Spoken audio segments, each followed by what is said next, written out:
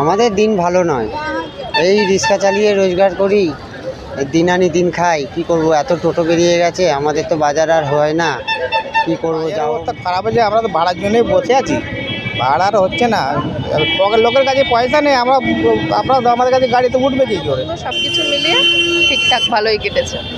তো নিরাপত্তা, দেখুন এটাও আমরা বলতে পারি না যে আমরা একবারেই নিরাপত্তাহীন, তাহলে আর রাস্তাঘাটে চলাফেরাই করতে পারি। আমাদের নিরাপত্তা নেই, তার বড় প্রমাণিত অভয়াকাণ্ড, তাই নয় কি? আমি নিজেও মেডিকেল লাইনেই আছি, সুতরাং আমি মনে করি কোনোভাবেই আমাদের নিরাপত্তা নেই। বসন্তের খোঁজে গ্রীষ্মের দিন গুনতে গুনতে কখন যে একটা বছর পেরিয়ে যাবে তা বোঝাই মুশকিল। কারণ কাল সকালের নতুন সূর্যোদয় আর বাড়ির দেওয়ালে টাঙানো নতুন ক্যালেন্ডার বলবে সালটা এখন 2025, অর্থাৎ 24 এখন অতীতের খাতায়। কিন্তু আমাদের চারপাশের আমজনতা, যাদের প্রত্যেকটা দিন অভাব, দারিদ্রতা এবং বিভিন্ন সমস্যার সঙ্গে লড়াই করে দিন যাপন করতে হয়, যারা প্রতিদিন ঘুম থেকে ওঠেন এই আশা নিয়ে যে হয়তো আজকের দিনটা একটু অন্যরকম কাটবে, 2024 কতটা আশা পূরণ করতে পেরেছে তাদের? নতুন বছরের নতুন ভোর কোন নতুন স্বপ্ন দেখে ঘুম থেকে উঠতে চাইছেন তারা? শুনে নেব তাদের মুখ থেকেই। 2024 কেমন কাটলো দাদা? 2024 ভালোই কেটেছে, 2024 ভালোই কেটেছে। সরকারের কাছে আমন করি যে এই 2025টা ভালো করে কাটে। বর্তমানে অ্যাপ ক্যাবের জন্য কি বাসে ভাড়া খুব একটা হচ্ছে না, কি বলবেন? না, অ্যাপ ক্যাবের জন্য সেটা কথা নয়, বাসের ভাড়া যেরকম হয় সেরকমই হচ্ছে। 24 কেমন কাটলো?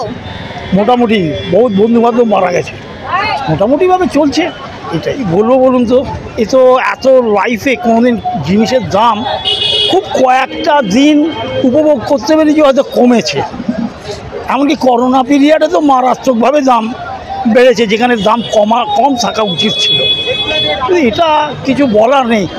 মনে হয় যে এটা একটা এইরকমই ব্যাপার যে কোনোদিন জিনিসের দাম কমবে না, দিনের পর দিন বেড়েই থাকবে। সেই অনুযায়ী যদি লোকের আয় বাড়ে, সামঞ্জস্য থাকে, তা তবেই ব্যাপারটা। 24 কেমন কাটলো দাদা?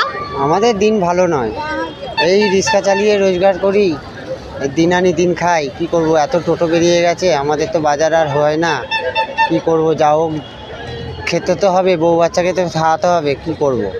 যা হোক করে চালাচ্ছি আমরা, যা 200 টাকা খাটি, 100 টাকা খাটি, ওতেই সংসার চলে, কি চলে না, কি বলবো। 2025 আসছে, কি চাইছেন? 25-এ যদি কিছু উন্নতি হয় তো ভালো, আরও দেখা যাক, যদি আমাদের যদি দেখে সরকার তাহলে আরও ভালো হয়। চলে না? না, রিক্সা চড়ছে না তা না, চড়ছে কিন্তু খুব কম চলছে। এত টোটো ধারণার বাইরে, টোটোতেই বেশি চলছে, রিক্সাতে খুব কম।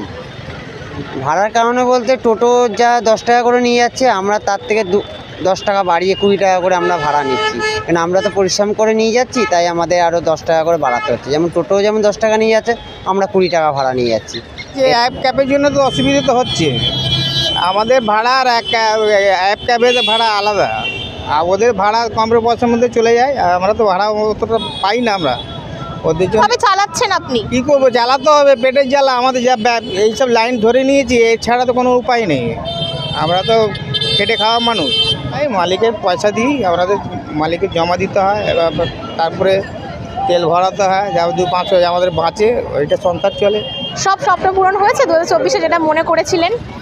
হ্যাঁ, স্বপ্ন তো ওইভাবে, মানুষের স্বপ্ন প্রচুর থাকে, সবটাই যে পূরণ হবে এরকম কোনো ব্যাপার নয়, তবে ভালো মন্দ সব কিছু মিলিয়ে ঠিকঠাক ভালোই কেটেছে।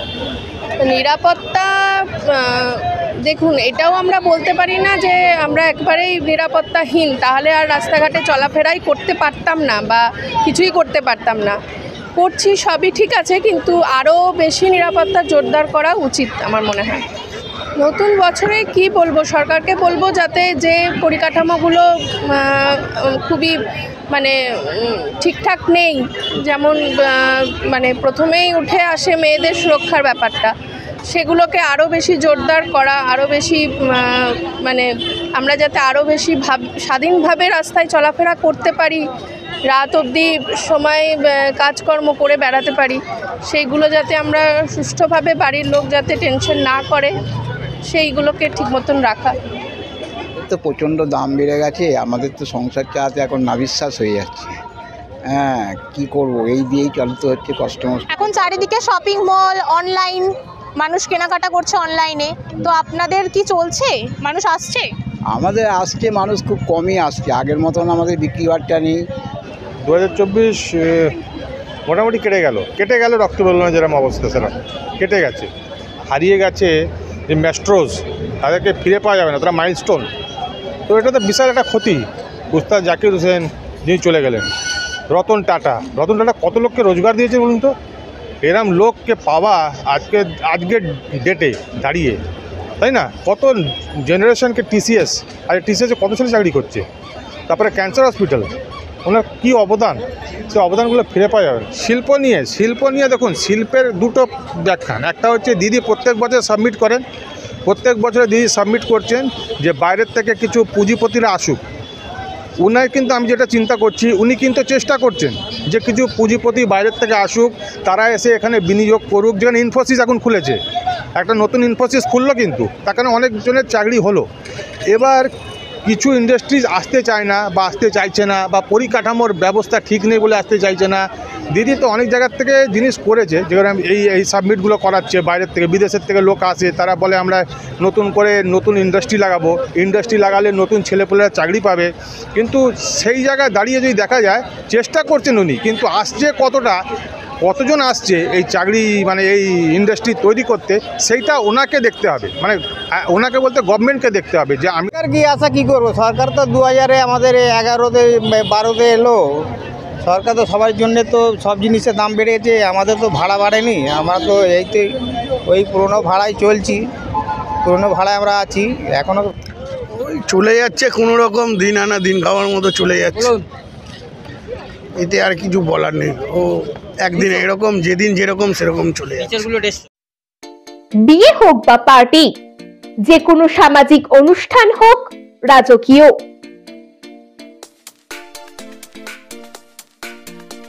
মাত্র 30,000 টাকায় বুক করুন শীততাপ নিয়ন্ত্রিত ব্যাংকোয়েট।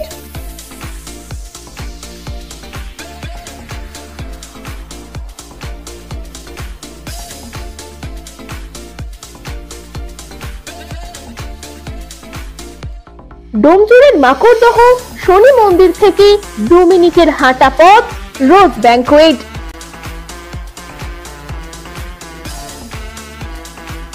পার্কিং, সিকিউরিটি ও অন্যান্য সুযোগ সুবিধাও পাচ্ছেন আমাদের প্যাকেজে।